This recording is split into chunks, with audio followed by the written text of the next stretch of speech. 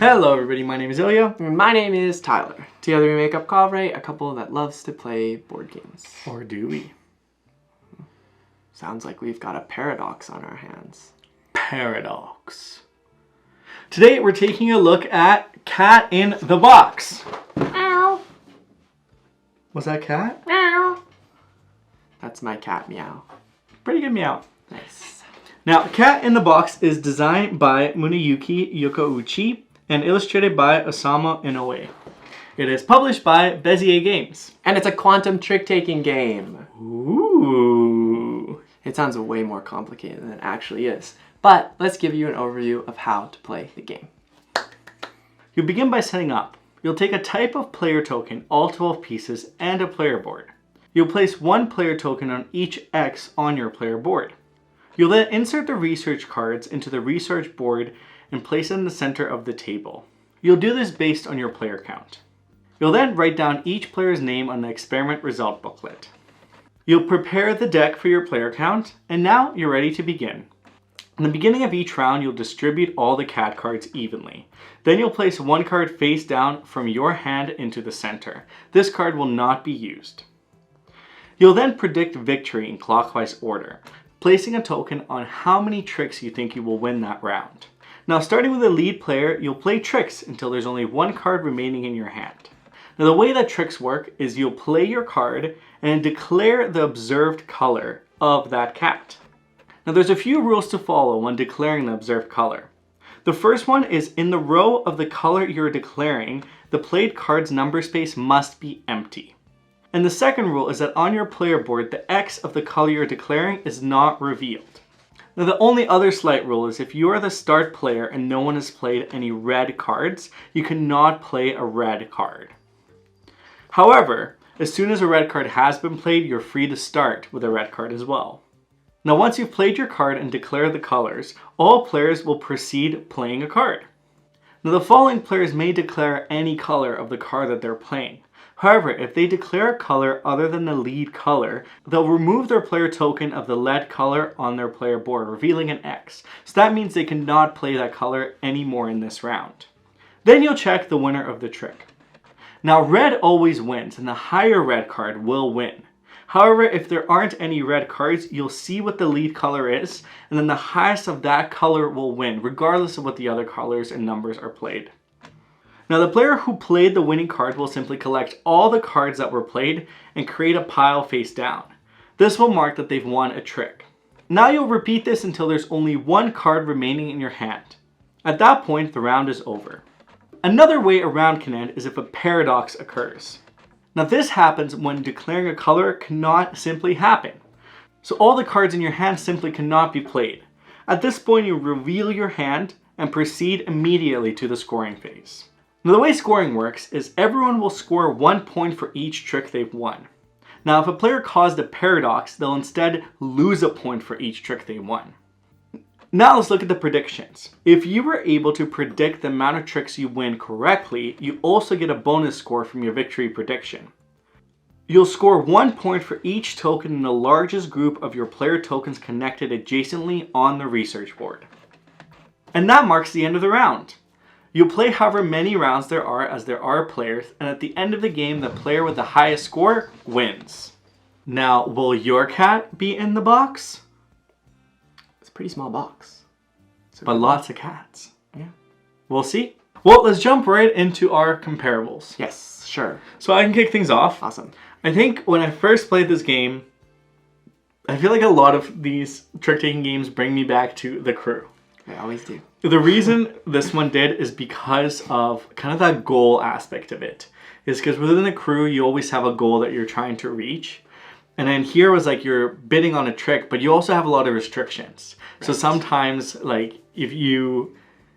Like, there's no more fours that can be played. No more fours that can be played. Yeah, that's a great example. Or if you're trying to really build that combinations, like, how do I create my line? So, like, the restrictions of what the cards that you can play and kind of the way that you think about it really reminded me of The Crew. That's fair. Yeah. I would compare this to Skull King. And I guess kind of like in the same vein as yours with the bidding. or with the taking of the goals, but mine is with the bidding specifically, because at the beginning of each round you have to bid how many goals you're going to win. And they've just taken this trick-taking thing and added a little bit of a twist to it. So it, really reminds me of what Skull King is. Yeah, that's a great comparable. Well, with our comparables out of the way, let's talk about why somebody might want to check this one out. Well, cats. Quantum physics. Science. Meow. Well, the theme of this game is really interesting, and I love the science comparisons, because even throughout reading the whole rule book, there's a lot scratched out. It's like an experiment that they're trying to do, and it's really exciting. Even like the small components that relate to various aspects of science, of atoms and flasks and all sorts of things. Yes. Like, I think it really draws like me to the game. I love science. I went to school for science, so it's just very dear to me. But so it really translates, because like, is this a 4 green, or is it going to be blue? You never know. Until it's played. Schrodinger's cat. Until it's played, then you'll know. Yeah. So, yeah, that aspect of it is really cool. No, that's a really good point. I think that they've done a really good job incorporating the theme into this game without making it overly complicated. Because some of these quantum mechanic ideas or physics, as any of the sciences that they've mentioned in this, are way more complicated than that. And they've done a good job simplifying it, making it more fun, and like shining a light on these theories. You always feel very smart playing the game. Well, the next reason I would say you should check this game out is because it's a twist on trick-taking. Now, I am usually on one or two ends of the trick-taking. You either have to really change it or keep it pretty much the same when it comes to trick-taking games. And I think Cat in the Box does a really good job at keeping it very similar. Oh, I thought you were going to say the other one. No.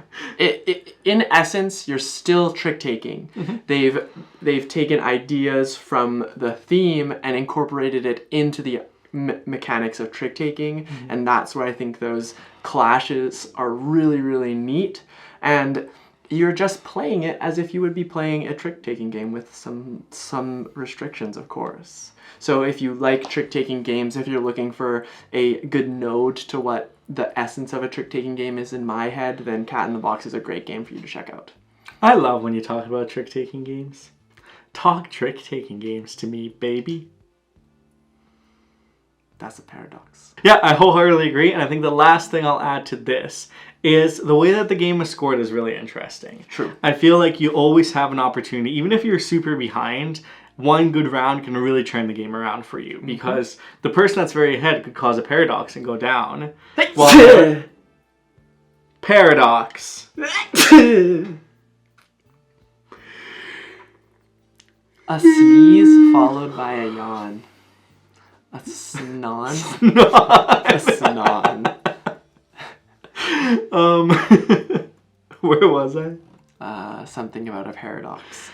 So, yeah, the scoring can be relatively similar. So I think it's exciting because you're kind of tracking up and down, and you can come back from a loss pretty quickly. But it's always unfortunate when you get hit by a paradox. It is really unfortunate when you get hit by a paradox. But you can...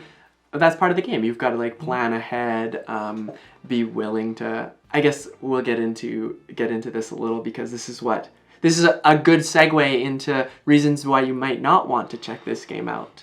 And I think just to build off of what Ilya was saying is that it is really important in this game, and I think in most trick-taking games, to understand what other cards are out there, because you need to be able to say, okay, well, I probably got to play this card now, especially because you don't want to cause a paradox. They hurt. They do. They can hurt quite a bit. And I think there's also that balance between, sure, you have maybe 3 big, like, high cards that you can win the tricks, and you can say, I'm going to bid 3. But all of a sudden, all your tricks are really disjointed.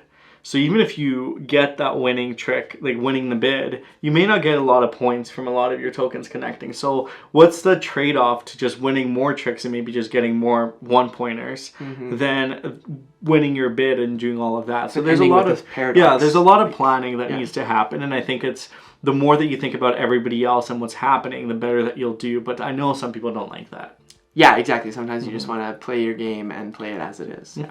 And yeah, I think the other reason that is pretty, I think, self-explanatory in this game, but it's not, I feel like it's a less casual card game.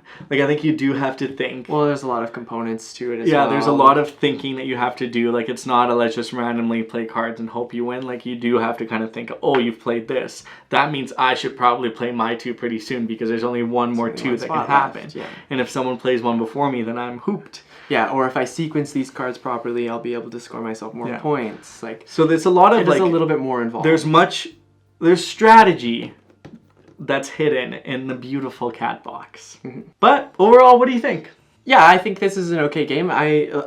I like the trick-taking games, like I kind of said, is I'm very like, you either stay to the roots of the game or you drastically change the trick mechanic. I think they've kept it really simple in how trick-taking works. They've added some flair to it by using the theme really uniquely, so points there. And yeah, I think it's a good game for a lot of people, especially because it's a 2 to 6 player game. 2 to 5, I think. 2 to 5? Yeah, 2 to 5. 2 to 5 player game. So still, like, you can get more people involved. It's easy to bring out. It's easy to teach, especially for folks who already know the essence of trick-taking. I think it's a good game to have on the shelf. Yeah, I really enjoy this game. I'll say this is more of a game for me for a 4 to 5 player count. Yeah, I think it really shines at a higher player count. I think it's much more fun because the paradoxes are much more, I guess, like of a bigger like mountain climb. Like, yes, I can't believe it's been a paradox. Yeah. Where like with lesser player counts, like, oh darn it, paradox, me. So I think it does really shine at a higher player count. Although there is a 2-player variant and it's still quite fun as well. Yeah. But it's a game that I really enjoy. I also love. I haven't really mentioned this, but I love the art with the little cats. They're cute. They're very cute, and overall, it's a great experience for me.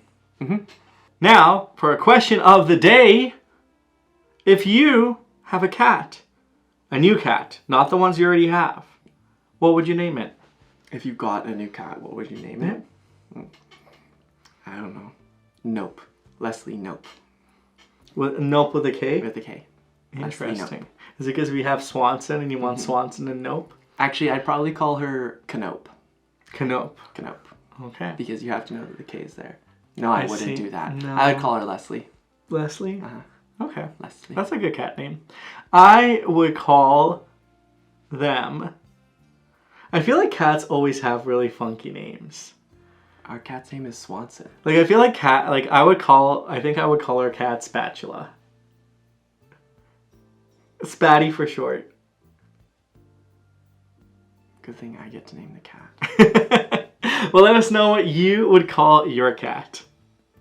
And if you liked this video, make sure you give us that thumbs up, hit that subscribe button if you're new here, and hit that bell notification, because we make weekly videos. Weekly, twice a week. Yeah. With cats in boxes. Well, just this time around. Meow meow. Bye.